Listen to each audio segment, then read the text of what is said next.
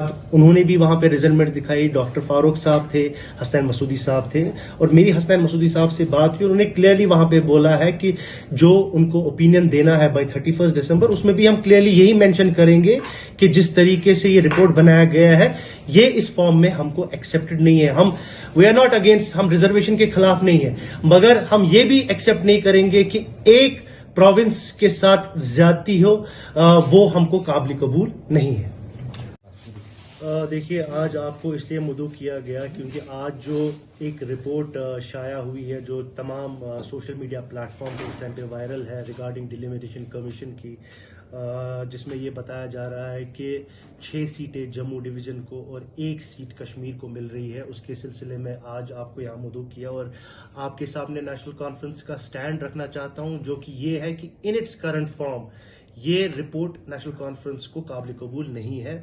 Because اس میں جو ہم نے ڈیمانڈ کی تھی, جو ہم نے کنٹینیوسلی, جو ہماری ریٹریشن رہی تھی سٹارٹ سے ریگارڈنگ دا کمیشن, کہ آپ کو پیرامیٹرز رکھنے ہیں بیسڈ آن پاپولیشن, جو صرف ہمارے لیے نہیں ہے, پوری کنٹری بیسڈ آن پاپولیشن پہ ڈیلیمٹ کرتی ہے کانسٹیٹوئنسیز کو. اور یہی ہم نے کمیشن کے ممبرز کے سامنے, آنریبل جسٹس جو چیئر کرتی ہیں اس کمیشن کو, ان کے سامنے ریٹریٹ کیا کہ جب بھی آپ ڈیلیمٹ کریں گے کانسٹیٹوئنسیز کو بیسڈ آن پاپولیشن, جو آج یہ رپورٹ آئی ہے اس میں تو کلیئر بائس لگ رہا ہے بٹوین ٹو ریجنز, کشمیر اور جموں. 1 سیٹ ملی ہے کشمیر کو اور 6, یہ کہاں کا انصاف ہے؟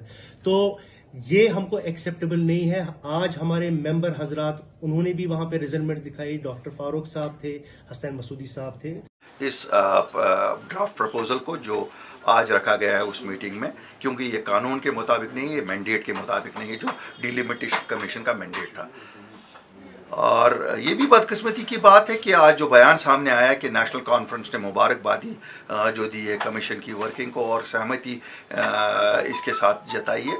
ہم تو پہلے سے کہتے تھے کہ نیشنل کانفرنس اور بی جے پی سی کے 2 فیس ہیں, یہ ہینڈ ان گلو ہے. کہتے ہیں نا, پرانی کہاوت ہے, the cat is out of the bag.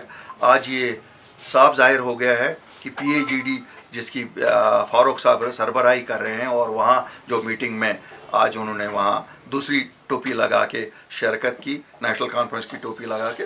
بات تو ایک جیسی ہے نا, اس میں کوئی فرق نہیں ہے. یہ ہمیشہ سے ان دونوں جماعتوں کا, یا تینوں یا چاروں جماعتیں, جتنی بھی جماعتیں ہیں, یہ چاہے بی جے پی ہو, چاہے کانگریس ہو, چاہے نیشنل کانفرنس ہو, چاہے پی ڈی پی ہو, یہ تو ہمیشہ دلی کے سہیوگی رہے ہیں. 1947 نے انہوں نے یہی ایسا ہی رول ادا کیا ہے. انہوں نے جموں کشمیر کے لوگوں کے پیٹھ میں چھرا ہمیشہ گھونپا ہے. لیکن آج ان کو یہ معلوم ہونی چاہیے کہ آج یہ ننگے ہو گئے ہیں. ان کے الگ الگ بیان اب اپنے لیٹر پیڈوں سے ایشو کرنے سے کچھ نہیں ہوگا.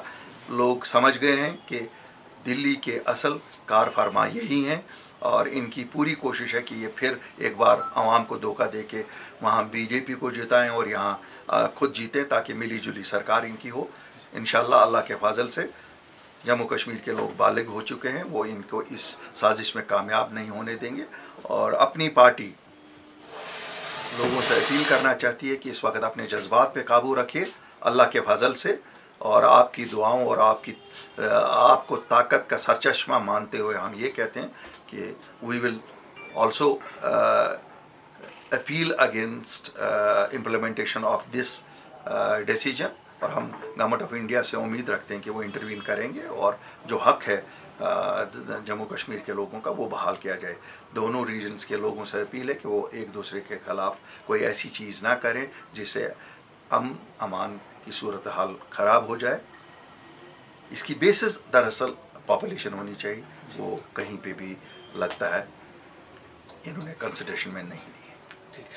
الطاف صاحب, آپ سے یہ نہیں, میں تو یہ نہیں, ایک کشمیری کہاوت ہے, چونکہ ماجہ ہنز سون تے کورِ ہنز ویس, یہ کب تک چلے گا, یہ کب تک ہمیں بیوقوف بنائیں گے.